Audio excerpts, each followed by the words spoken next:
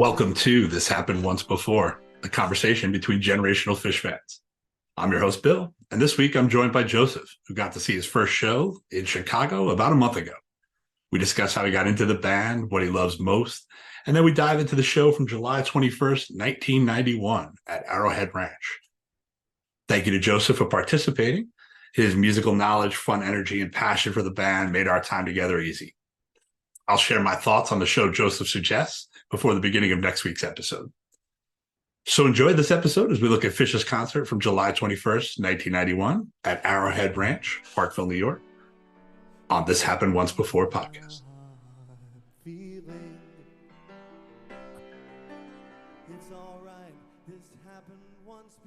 All right. Welcome to another episode of This Happened Once Before, where we have conversations with generational fans of the band Phish, meeting fans of the band who just found them now with folks who have known about them for 30 or more years. So this little project taken on was an experiment that we're doing where our guest will listen to a predetermined show from an era that they would not be familiar with for the most part. And we'll have a conversation about that and about who they are and about how they got here to Phish and what's their favorite parts of the band. So without further ado, our first guest today, who do we have with us? Hey now, my name is Joseph Miller. I'm 19 years old from Batavia, Illinois, and I've been listening to Phish for 3 years now. 3 years, like the COVID fan, you were telling me. Yes. That's amazing that was your intro, because it's, you're a young fan, you have so much in front of you, and to have a band that's healthy out there doing it is fantastic for you. It was like perfect timing because everyone's stuck at home. You don't have a lot to do. If I got time to kill, why not, go through a catalog for a new band and kind of find what I like. And little did I know that'd become kind of an obsession. Well, that's it. It's an onion that you peel the layers and we're, eras of the band where Yep. they were at and what kind of music they were producing, but also, the mindset of the times. I think where I'm interested coming at it from an older fan's perspective with someone like yourself is, to me, this is very much a different band than it was that I heard in 1993. No, I'm sure. The songwriting now is on another level than it was back then. Oh, definitely. And so hearing how a young fan comes into it now is really interesting to me because of how different of a band it is all these years later. Have you got a chance to see them live since the pandemic? I have seen them once, and it was actually funny enough. It was 10/14/23 in Chicago, so it was the Saturday that they played United Center. So you're just had the first show. We're less than a month. Less than a month. I had my first show. I mean, like the best word to describe it is like a religious experience. It was. I mean, I think I picked next to, like, Friday had the Harry Hood where they put they kind of intertwined talk kind of in the middle, which they hadn't played for years. So I think other than that, I took my girlfriend and I said I think we picked the best night out of the weekend, just because I mean there was a lot of great stuff happening. Yeah, they really did a number on Chicago that weekend. I was lucky enough to catch Dayton, which really intimate venue that the band has a history at. So It was my first time ever seeing them in that venue. And it's a college basketball arena. So it's so small, and to have seen them in places like Madison Square Garden, the United Center, these huge places, and to see them in this intimate setting, it's just, we're a lucky fan base, we're an incredibly lucky fan base. So any plans to make New Year's runs, or is that it for the year? I would love to make New Year's runs if I could afford it. Being a college student, as many people can probably relate to, it's not the easiest to get out to New York these days. But if by some miracle I win the lottery, I will gladly head out to New Year's, because some of their New Year's shows, I mean, that's when to see them. I feel like that's like the pinnacle of going to see them. Yeah, Halloween or New Year's, right? And I think, where New Year's has that residency vibe there, right? You know where it's going to Yeah. be. You know, okay, we're going to the Garden. We're going to be in New York for New Year's. Yeah. You know, Halloween has that unknown factor, right? That like, hey, Exactly. I don't know Yeah. what the heck we're gonna get.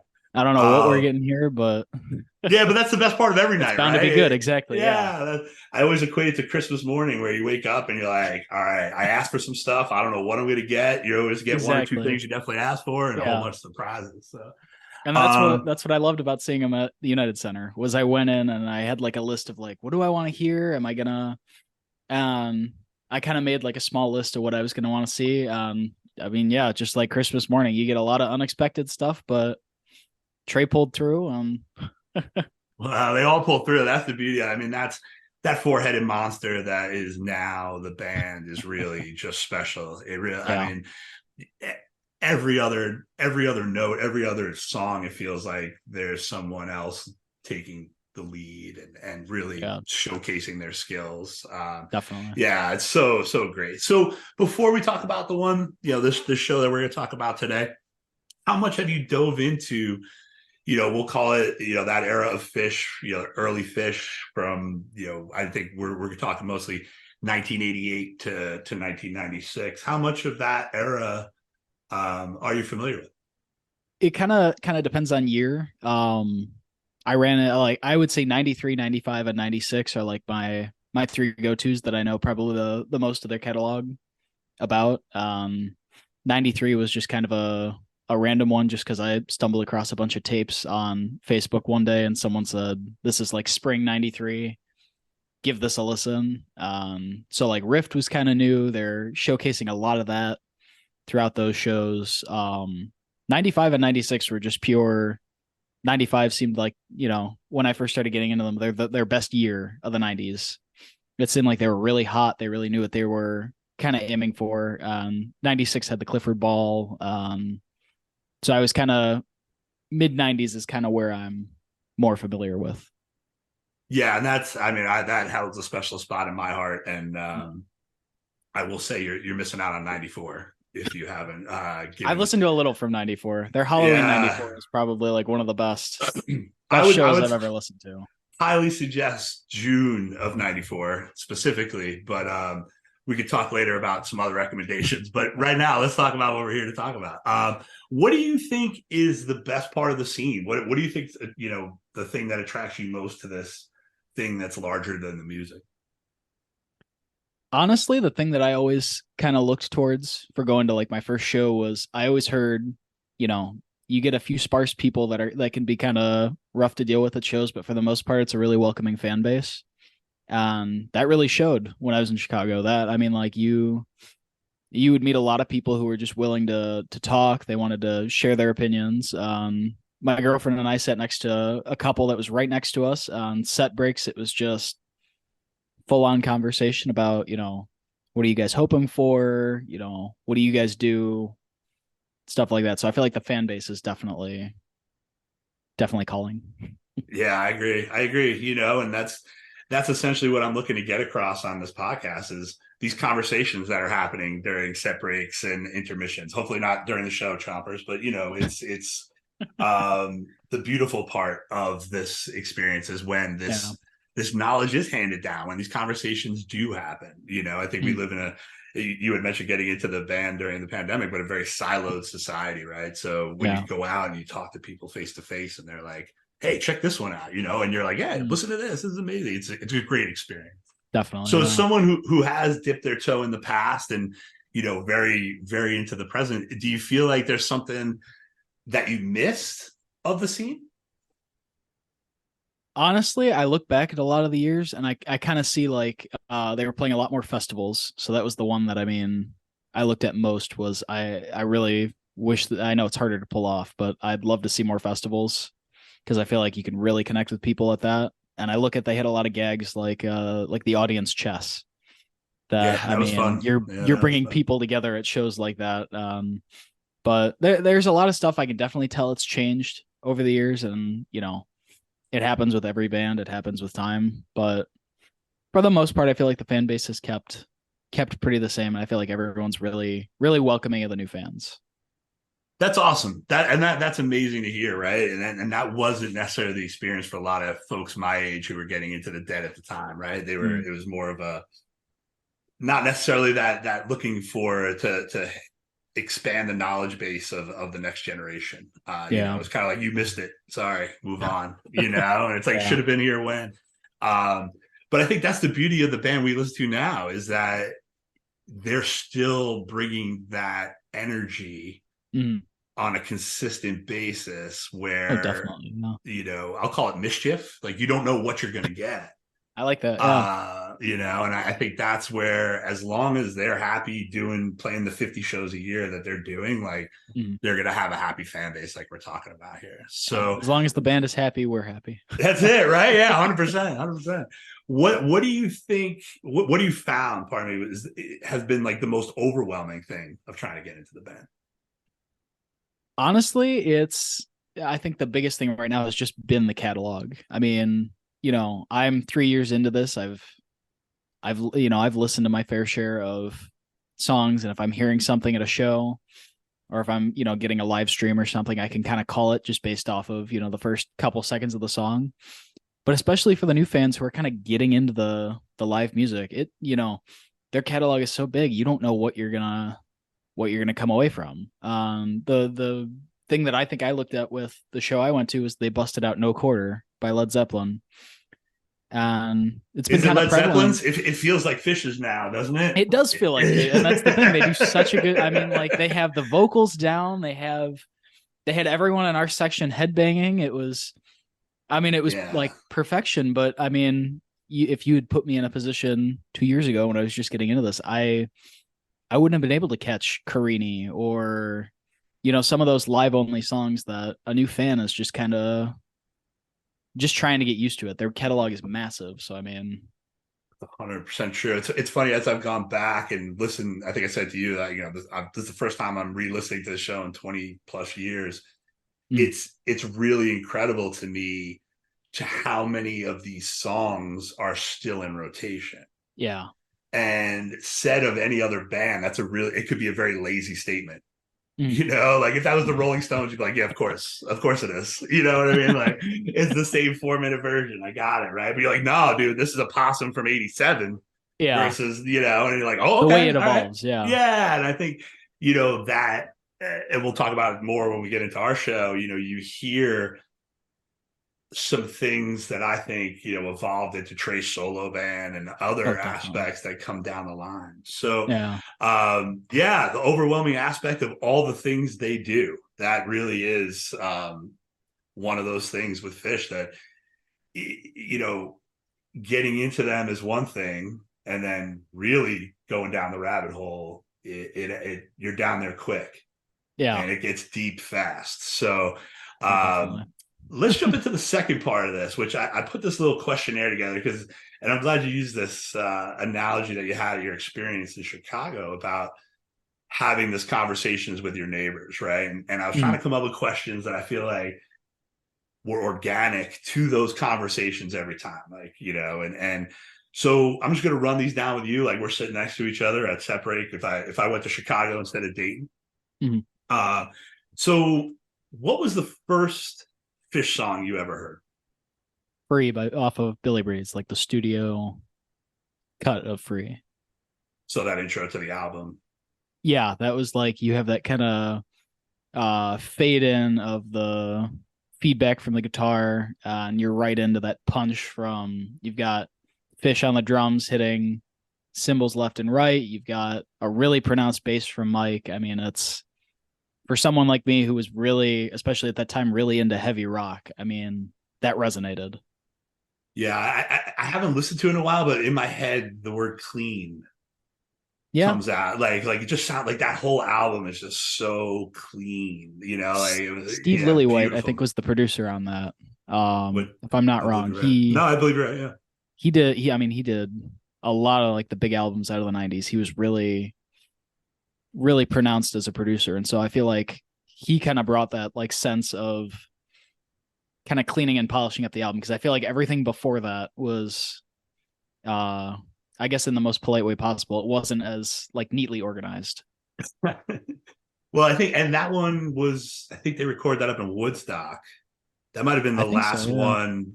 I don't know if they did Ghost there, but that was probably one of the last two albums before the Barn, Yeah. before Trey got the Barn. So, um, the next one was what was your first show you attended? But we covered that in with Chicago's. What and walking out of every show, you got highlights in your head. You mentioned No Carter and some of the other tracks you heard. Was there something that really stood out that you couldn't wait to go back and listen to again?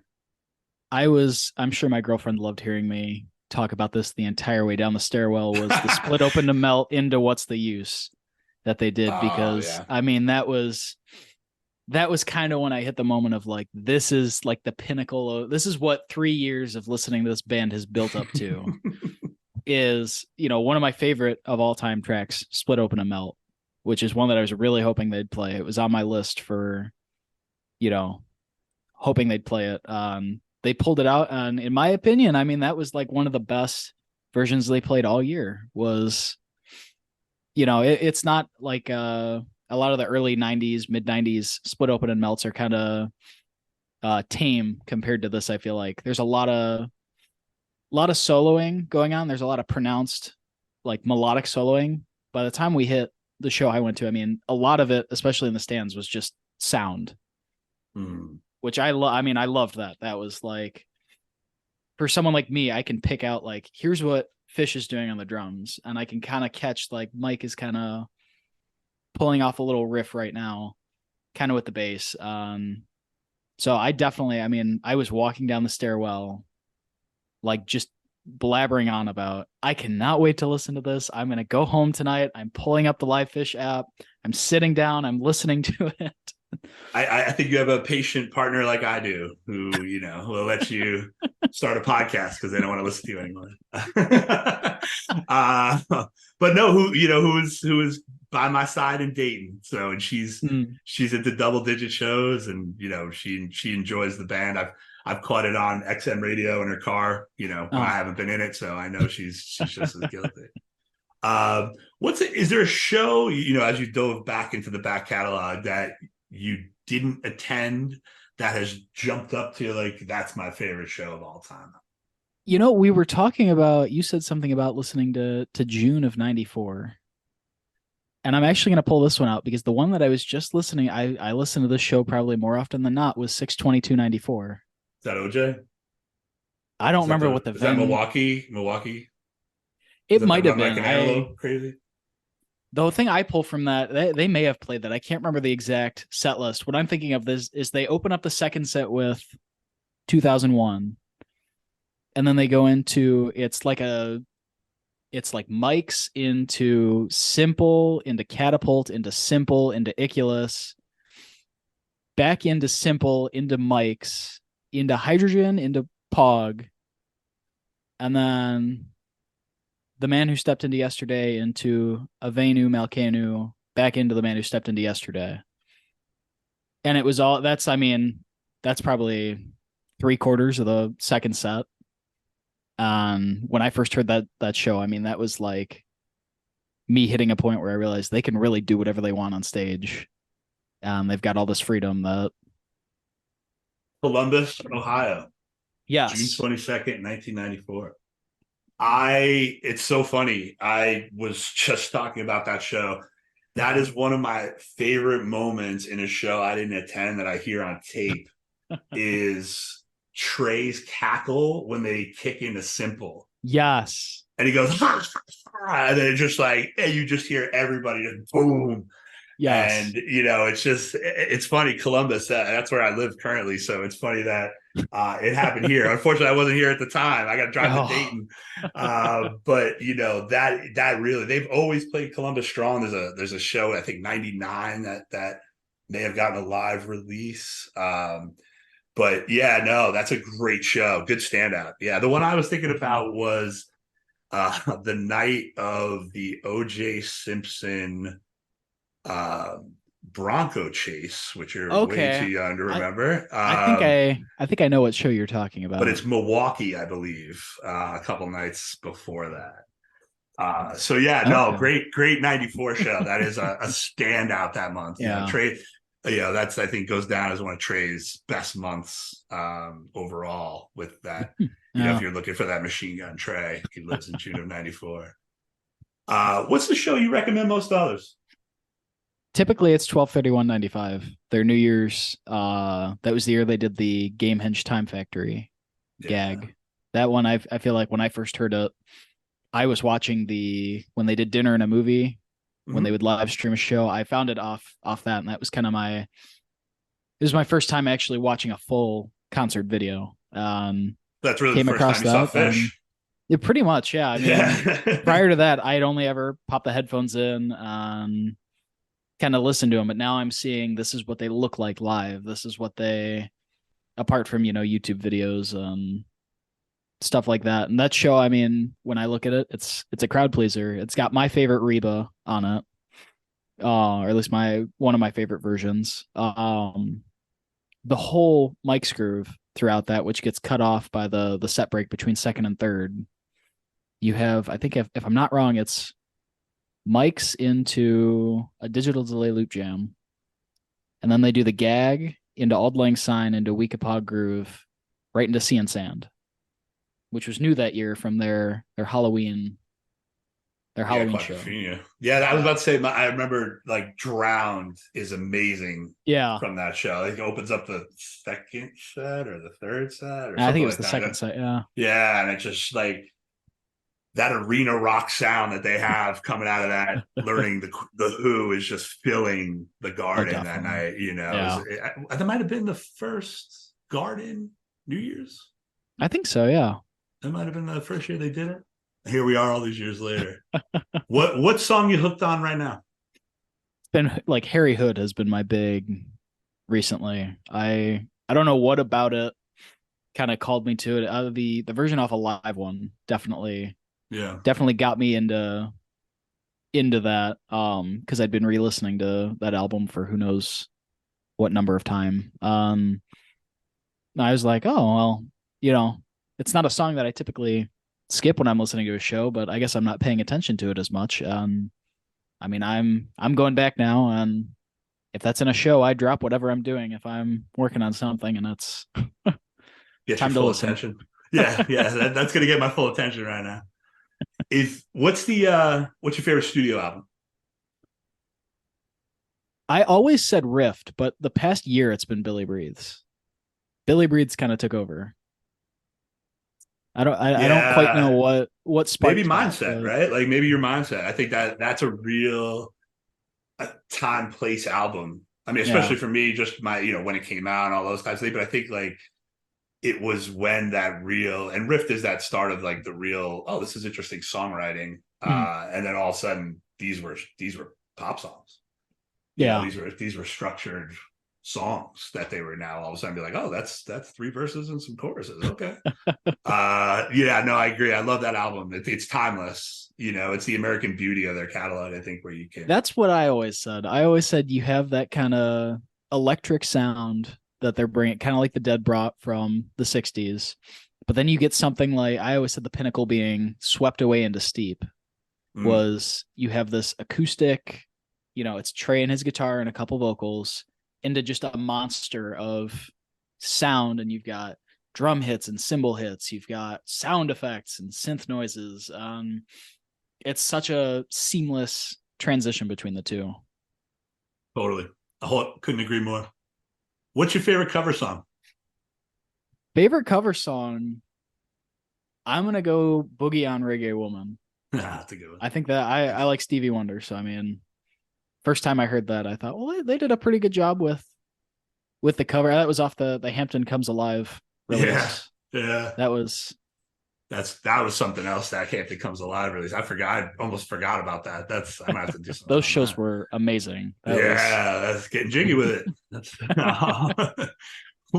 if you could choose one venue to see them in, where would it be? MSG, hands down.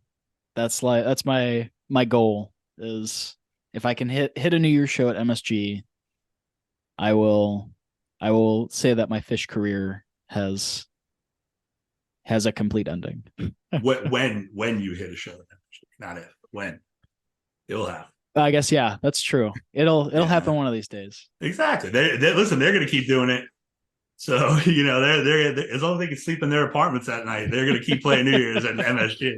That's true. All right, so you got to choose one here: boy, man, God, or shit. Boy. Every time. Boy, All because right. you have this awesome jam right into Trey screaming and just boy. And it's on. It's time. It's go time. Ready to discuss a Yes, show that yes.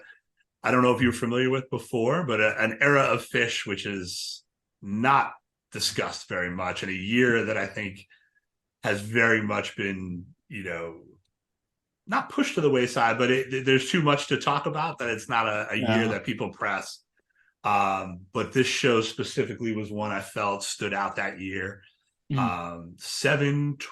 7/21/91, Yep. Arrowhead Ranch, Parkville, New York, I think it was. I think so, yeah. So were you familiar with this show before listening to it? I had never heard it before now.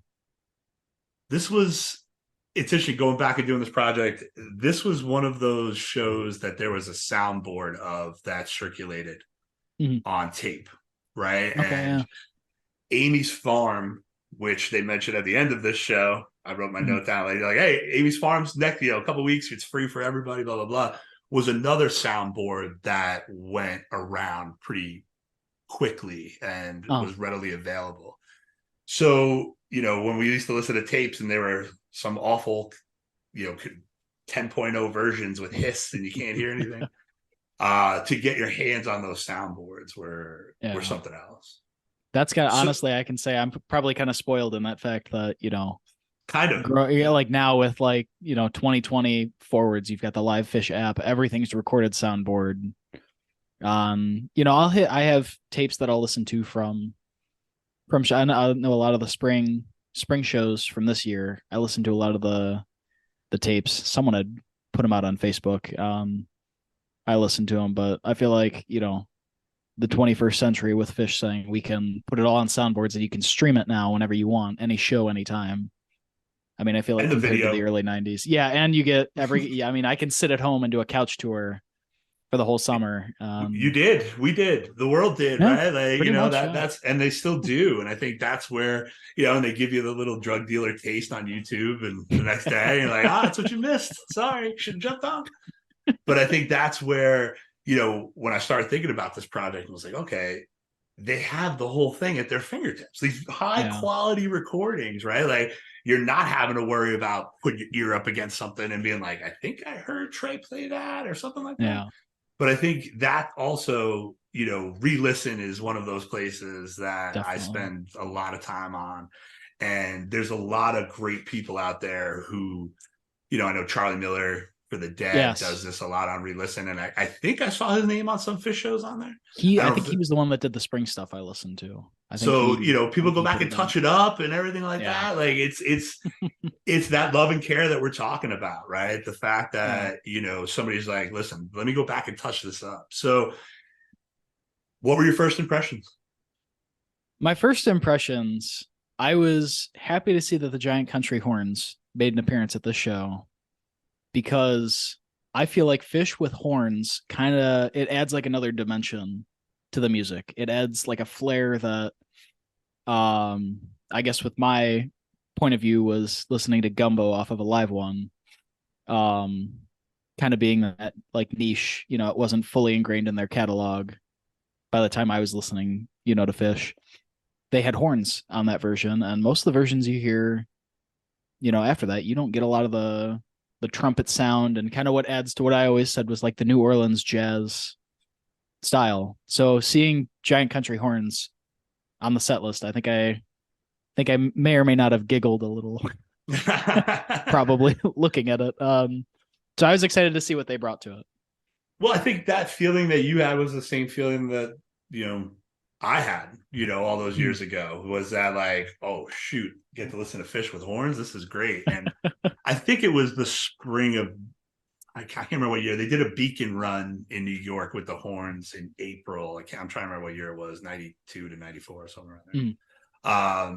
But this show specifically had always stood out to me, had always been on that constant, flipping the tape and listening to the other side. The cavern that kicks off the show has lived in my head rent free since 1994. I can't not hear it live and want the last 3 minutes, like from 3 minutes on at the end of that version with that horns behind it, Punchy backing horns, up. Yeah, just punching it out. And it's like, that song was written to have that finish, right? Like it needs I it, agree. So thank God it'll always be there, in my brain, because I've listened to it so much, and having listened to it all these years later, I'm like, oh, I still hear it when I hear it live or another version. This is still the best version. Yeah, that's what I wrote down in my notes. I'm like, 3 minutes on, that final push of those horns like just sticks out. It's fantastic. Yes. No, that's true. So what do you think of, like, it's still pretty early in their, run up, if argument's sake, say 83, whatever. But, this is really now 88 on is when this is becoming a profession. Mm-hmm. What do you think of where they're at? The thing that I really liked about when I opened up the set list and I started listening was coming from my point of view with kind of listening post-pandemic. Their catalog is so big now compared to back then. So back then you're getting some of the songs that I wish, I could hear more of at a show now. You get like this show had a Mike's Groove, Split Open and Melt. They played Lizards. They played Divided Sky. I mean, they hit all these songs that I'm always hoping for on a night now that, now you get, they've got so many albums that have come out since, they got back together in 2009 that make up a big part of their catalog now when they play. I mean, they have two different bands that they created a whole different album for, with Sci-Fi Soldier and Casavat or whatever. Like they have a whole those albums to go down. They're creating new bands just to incorporate their exactly. I mean, like, so seeing the set list, I think I looked at it and I said, okay, the Divided Sky I was really excited to hear. Coming off of Chicago with the Split Open and Melt I was talking about, I was excited to hear that. And then I always like a good Mike's Groove. There's no doubt about that. I mean, that suite is something that has always been the fingers crossed. They haven't played Mike's in 3 nights kind of thing. Like, we're due for a Mike's kind of. What night. Are we getting? Yeah, and then it became, I think Live One around that time was when Simple started making its way into the suite with the I Am Hydrogen portion of the program, but. Mike's song is always sticking out, and that's what I wrote down too. Trey is flawless on that Divided Sky. Oh, definitely. Yeah, I put that down in my notes with. I mean, he ripped the entire time. I mean, you could tell that last kind of few minutes of the song where they have that. Yeah, I don't know if it's got a specific name like some of the other composed pieces do. That last section where they're really high energy after they're quiet. Middle section. I mean, he rips through that after he gets out of the composed stuff. He really, really shines on that version, I feel like. Yeah, I couldn't agree more. I wrote that down too, that that he just really stands out. And towards that end, that transition, what I wrote a note here, it's hard to pay attention, and I think that's part of early Phish is it's hard to take your eyes off the flashy guitar player. Yeah.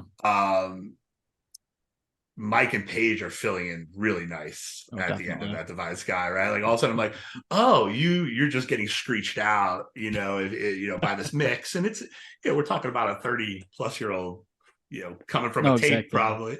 So, but I think that's one of those struggles, going back now all these years later, and especially in this project, listening to these early shows that, the price of admission was paid to see the Guitar Guru. Pretty much, yeah. And not that that's a bad thing. It's just Trey's a great guitar. I mean, he's like the guy who's kind of pushed me with my guitar playing to, I've learned so much from his playing that I kind of pull from it. There's nothing wrong with saying he's the guy who's kind of, I guess the ringleader is a good way to put it. Yeah, and I think he's like the best kind of captain you'd ever want to play with in team sports. Yeah. right? Like, Definitely, hey, yeah. you're the best player on the team, but you want everyone else to be better too. Okay, cool. This is gonna work out, right? Like, He's not cocky about um, it. That's what I always liked. he should He's be. not like He used to be. He used to be like, I he think that no, was and there rehab was a and time everything. where Yeah, I should say now yeah. he's not as cocky about it, and he kind of No, he's very gracious with his time, and yeah. Goose has been a big beneficiary of that, and Yeah. you look at the people he put and the younger people he's brought into his solo band, right? Like, Oh, definitely, yeah. as Ray and those people and Russ have stayed. There's there's a younger vibe to that band that doesn't exist in Phish, obviously. Definitely.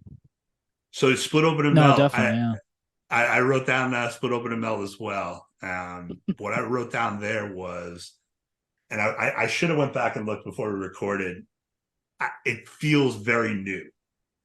It kind of does. You're right on that. It's one of those. It feels like I think I put down really polished. Was kind of the word I used when I listened to it. It feels compared to a lot of the stuff around that time when they were playing it. It doesn't feel as gritty. Yeah, and it's almost like, hey, check out this new toy we got, and look how cool we made it, and look how well we That's could a good play way to it. put it. And it's because at this point they're playing this Arrowhead and they're inviting these folks to the next free show. Yeah. These are the folks who know the divided skies, right? Junta's out at this point, Mm, Nectar's out at this point, I would imagine. yeah. But yeah, and then having the horns on a Split Open and Melt is really something that stood out to me as well. Adds a new layer that I feel like a lot of the stuff off of that album, off of Lawn Boy, kind of. I feel like that album had a lot of jazzier sounding material, especially, I mean, the title track Lawn Boy. I feel like there's a lot of stuff that Trey kind of took from kind of modern jazz almost. But I feel like Oh, horns kind of just fit in really well. that opening Fishman drum snap on Split Open and Melt, right? Like Yeah. that's like a jazz start as any, to kick that thing Yeah. into gear. So what else stood out in the first set to you? Um, Trying to think. Let me look. I want to make sure because my notes are kind of all over the place. I want to make sure I get the first set. Okay, so I said the Mike's groove really stood out at the end, and I feel like they kind of ended it really well. What I really liked to see was the lizards with horns because I feel like I had never heard that prior to listening to the show. I'm sure maybe I had and I wasn't remembering, but that was kind of cool to hear that new layer of the song that it's a senior thesis song. I mean, it was written by Trey with just his guitar and a couple other guys. An 8-track, yeah. Yeah, and I mean, like to see it go from something like that to all of a sudden, hey, now we've got an entire horn section with us, this big brass band that's coming to join. I feel like they added a really solid layer to that whole piece. It's interesting. I wrote down lizards with 2 exclamation points. So I think I was listening hard and not. I should have wrote down more notes, but my guess is that it coincides exactly with what you were saying about the song, that that horns adds that extra layer. And we were talking about this before we went on a little bit, how the horns here, you could hear Trey's laying the groundwork for Tab. Definitely. I totally feel that with a lot of the stuff in the show because I feel like listening to a lot of the kind of like late 2010s Tab, maybe even early 2010s Tab, he kind of lays down this. When I first heard it, I felt like it was more funk than anything. And I feel like that's kind of where they're coming from with a lot of this early 90s stuff is they haven't found that like late 90s funk sound that they had. But I feel like they're just kind of starting to experiment with that. And I feel like the horns really add a layer to it that most funk music, I mean, is kind of known for. 100%. And it's interesting. There's some tracks later on that speak to that too, in my opinion. In the second set and in the encore, and that's a really interesting perspective, because in my head, right, like there's 2 eras almost smushed between this show and then that Cow Funk era, right? We haven't even gotten riffed yet, and we haven't gotten hoist yet. Yeah. So, the evolution of even becoming more of a more fuller bass sound. There was a movement at that time within the audience. There was a group called People for a Louder Mic. And I think I've heard about that. to move Mike up in the mix, right? And I still feel that way to this day sometimes, right? And I know there's a lot of people who do, but I think what's interesting to me is that they're not even at the point of playing the Million Miles an Hour Phish. Yeah. That hooked not only myself but that initial big chunk of a generation.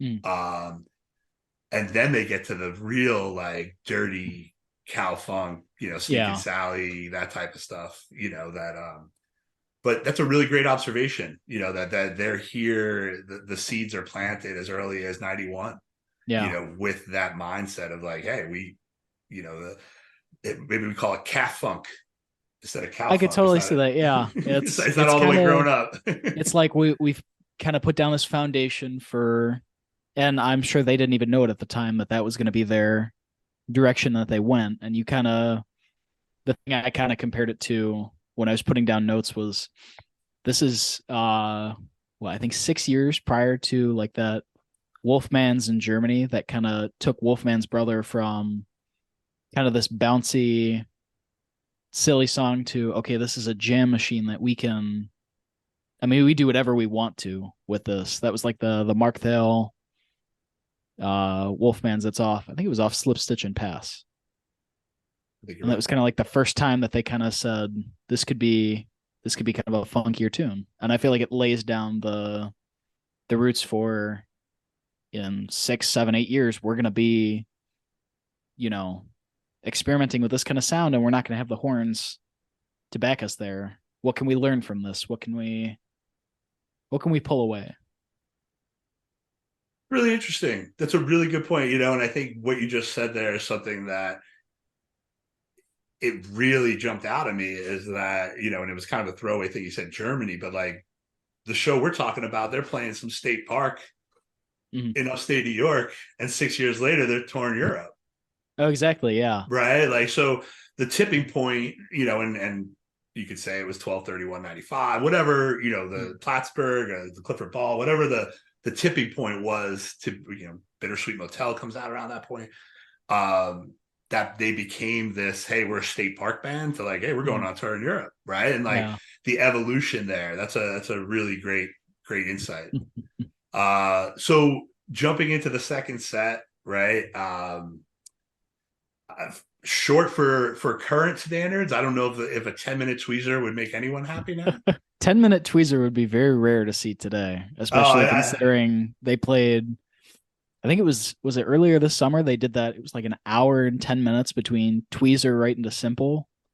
Yeah. It was down south, I think, right? Yeah. I mean, a 10-minute tweezer, I feel like I won't complain because it's Phish, but I know a lot of people out there would probably just say, well, that's awful. Why would they only play it for 10 minutes? It's a jam machine. It's got so much possibility. But back then, I feel like that was pretty good for them. A 10-minute tweezer. That kind of,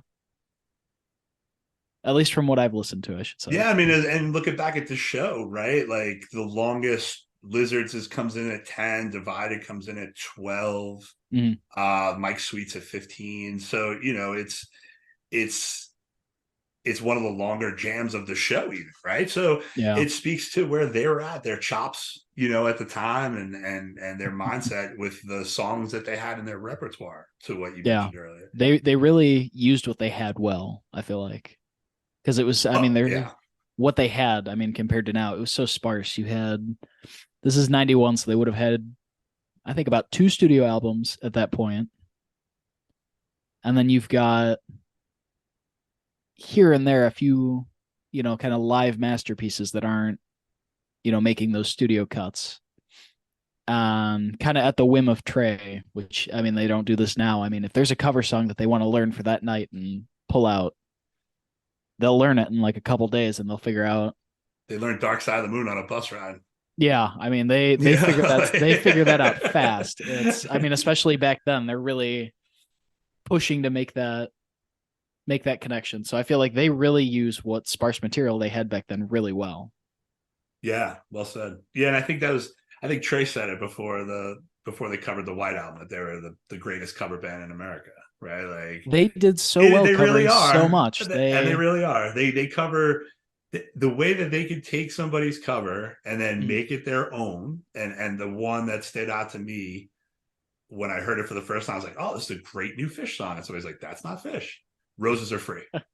Well, yeah, okay. So You Roses Are Free. I know? thought that was a Phish song for the longest time Oh yeah, yeah. until because it sounds so Phish. They have their own Oh way of, and then I was like, oh, this is a Ween song. I'd yeah. never. Until you meet a Ween fan, they want to beat you with Yeah, it. Like, that's not a Phish song. take Like that back. that's Bite your not, tongue. yeah, yeah. I mean, and that's the beauty of the band, right? Like Yeah. Torn and Frayed by that they took out of Exile. It's just something that moves into. We talked about Drown before, Mm. but yeah, and I think looking at this show to that point, right? There's not a lot of covers until the encore, Yeah. which were graced with probably one of the better Fishman covers that we definitely don't get anymore. They need to bring back.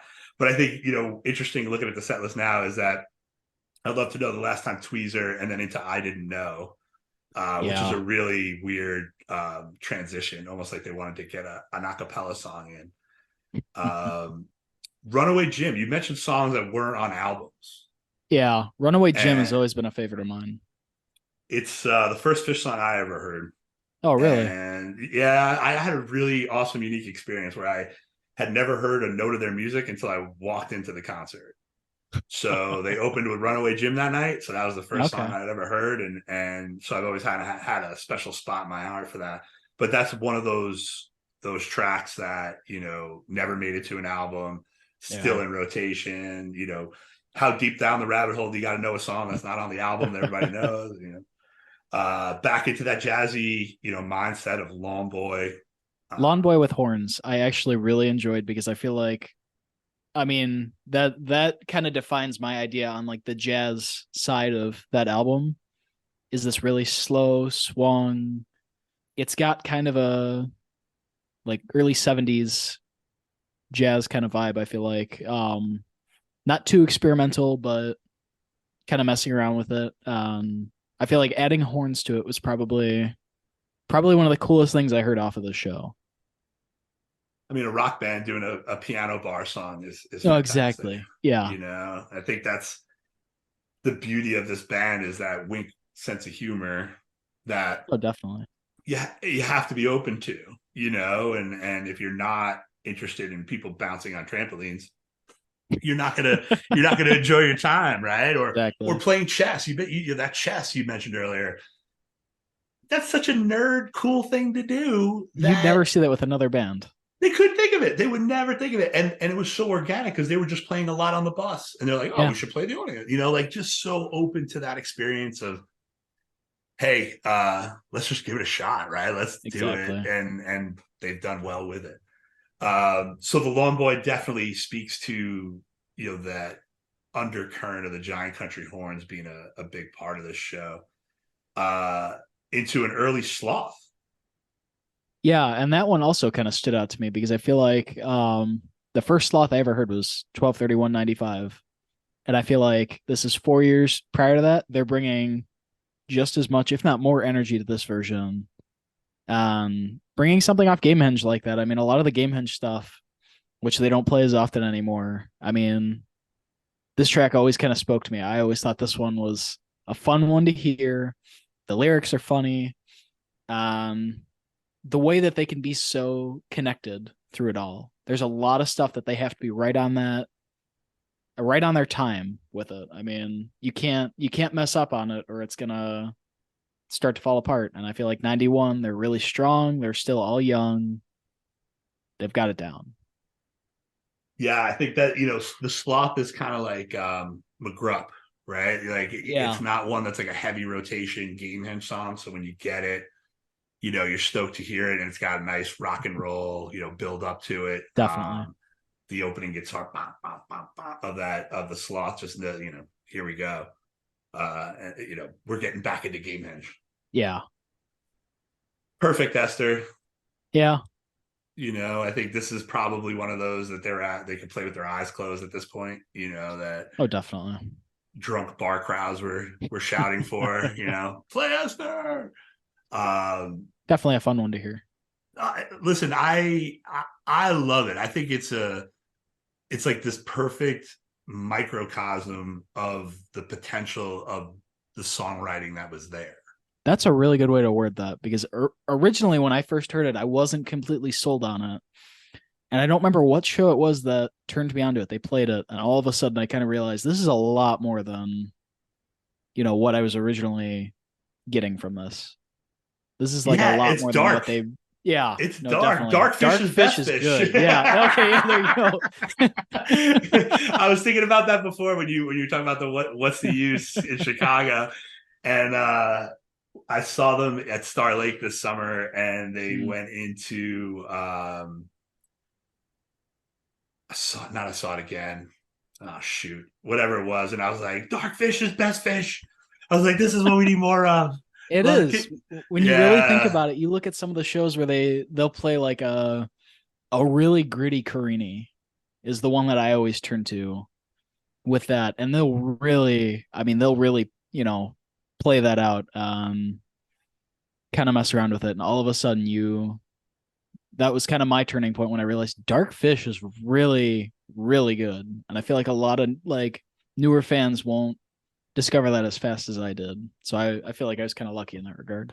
Yeah, saw it. It was Saw It Again. That's what it was. Okay, So yeah. yeah, I was like, I've been chasing that one for a long time, and I was like, finally, some Dark Fish. Let's go.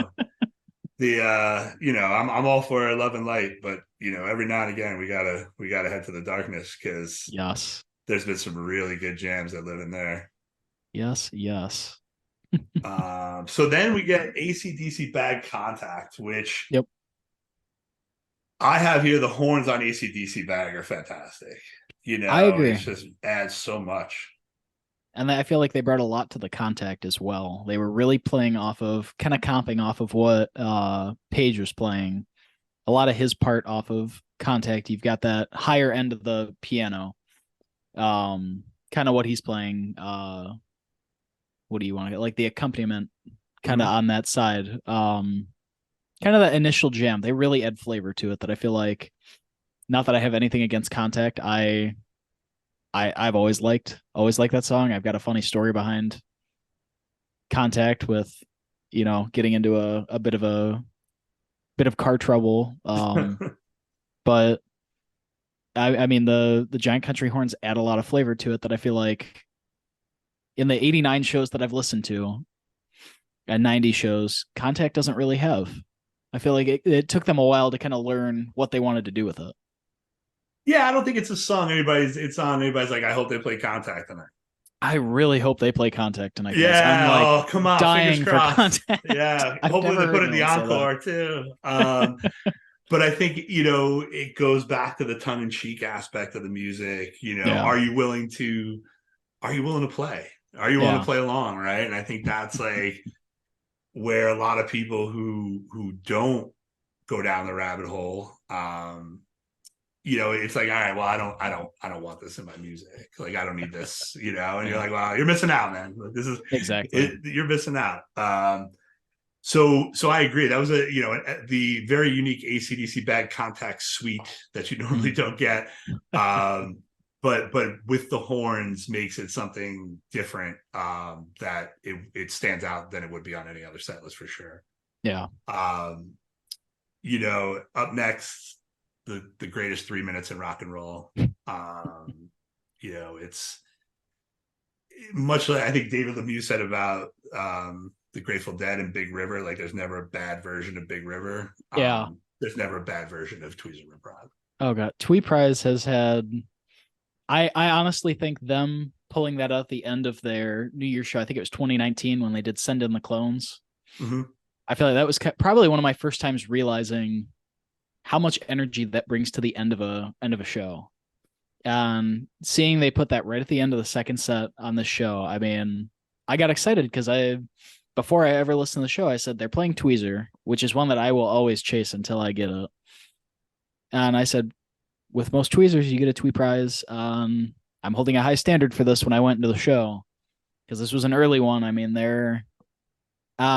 they came in roaring with it at the end of the second set. I mean, going right from Contact right into Tweet Prize, they really killed it, and I loved it. It was phenomenal, to say the Yeah, the least. horns adding to it, that sense of urgency that Yeah.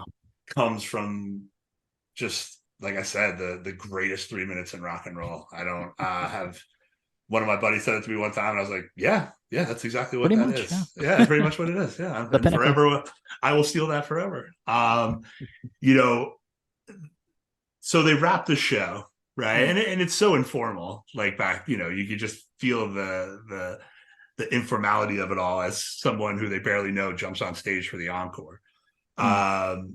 But I think one of the notes I wrote down here, which was pretty cool, was that from a very early point of this band, there was a mindset of doing good. Yeah. And Trey makes that announcement about the folks doing the bike across America to raise money Mm-hmm. for Yep. Make-A-Wish or the Child's thing. And I was like, this is a band who's playing a state park and is like set up with a booth to raise money, like Yeah. just altruism, which obviously still exists today, to the point of Trey opening up a rehab facility, which is Oh, definitely. Yeah. amazing. I mean, it still Absolutely amazing. stands.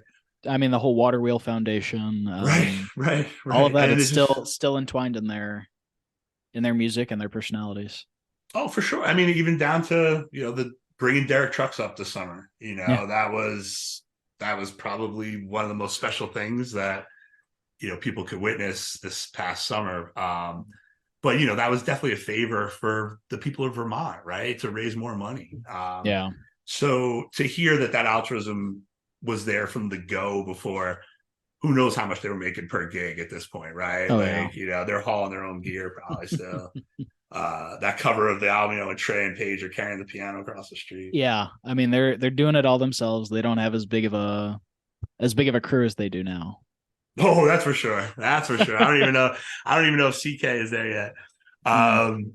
So, and then the other part of that was the invite to the audience for a free concert. Uh, When they're like, yeah, hey, Amy's Farm, a couple weeks, you guys around, feel free, it's free, swimming, you guys want to hang out, like, we could use one of those. Let's see if they ever decide to bring back a free one. I doubt it, but I wish. yeah, I don't. They like packing them in. I don't know if they're giving it away.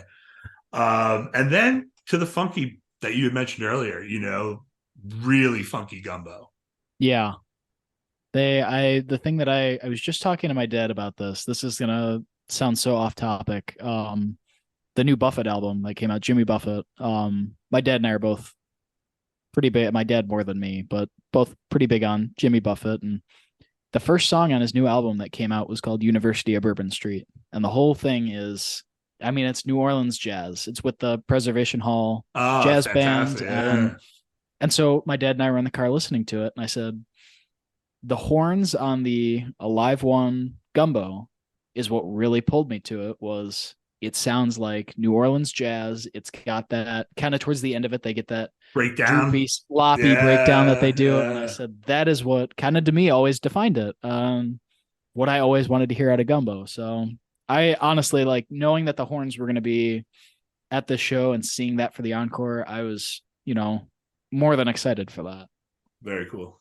Very cool. And then the one that jumped out at me, I was excited for. I'm always excited when the man steps out from behind the drum set, but Adore's Touch Me. That was, Yeah, that I was felt cool. not very tongue in cheek. I No. felt it was a straightforward, almost like how serious he takes Cross-Eyed Payless type of cover. He Yeah. wasn't, he wanted to nail that. And I thought he did a fantastic job A of, lot of those early 90s. I mean, he nails it every time. He yo, was kind of the thing that I always hear people ask about. Is the drummer still wear a dress? Does that drummer still play the vacuum cleaner? he does. He was like the headlining. He was kind of the one that people kind of knew the band for. Right. Yeah. Well, the band's named after him. Exactly. There's a reason for that. He's definitely the most improved player. That's for sure. The work he's been doing lately has Yeah. been absolutely phenomenal. He's been a killer behind the set. So That was a great review of the show. Would you think this is something that, a younger fan like yourself getting into the band, do you think this is a worthwhile show for someone to add into their listening loop? 100%. I think, from my perspective of, if 3 years ago when I was first getting into all the live stuff, if you had said, sit down, listen to this show, and kind of give me a rundown, I would have said, okay. I would have listened to it, and I would have walked away probably saying, I have a whole expanded idea of, here's what Divided Sky kind of started as. Here's what Split Open and Melt kind of started as. Comparing it to kind of what we have today. Very cool. I'm happy to hear that. I'm happy to hear that this does resonate with a younger audience who's getting into the band. You kind of got introduced where they're kind of in the ascent of their career, but here you are seeing them this couple weeks ago in Chicago. So the last question I have for you, and thank you so much. It's been a fantastic conversation. Thank you for having me. I appreciate it. It's great. So the last question I have for you is, recommend a show for me. I said, because you asked for a post 2011 show, I said 8/31/12 at Dick's Sporting Goods Park. If you're familiar with this one, I am not. So the Dick's gag where they would spell out something continued very strong with this one, and they played all of their songs, the set list spelling out "fuck your face." And the entire night, I mean, the crowd is chanting, "We love Dick's," and they're going at it. And it is, in my opinion, it is my favorite Yem vocal jam, because the whole thing goes into Trey's going off about, I love Dick's, you love Dick's, we love, and they're, give it a listen, because by the end of the vocal jam, he's got the audience chanting Trey loves Dick's. So awesome. Give it a listen. I'm in. It's definitely worth it. And there's some great stuff apart from that throughout the entire set list. So, well, I'll send you a note after I listen to it and tell you how much I love Dick's. Let me know what you let me know what you think, because I always liked that one. I certainly will, man. I appreciate your time. This was a fantastic conversation. I appreciate you. Thank you for having me. Yeah, I'll talk to you soon. All right, I will see you later. Thanks, Joseph. Thank you. Thanks for listening. If you're an older fan who'd like to recommend a show from 1988 to 1996, or a new fan who'd like to be part of an upcoming episode, email the show at happenedoncebefore@gmail.com. Again, thanks for listening, and I hope this happens once again.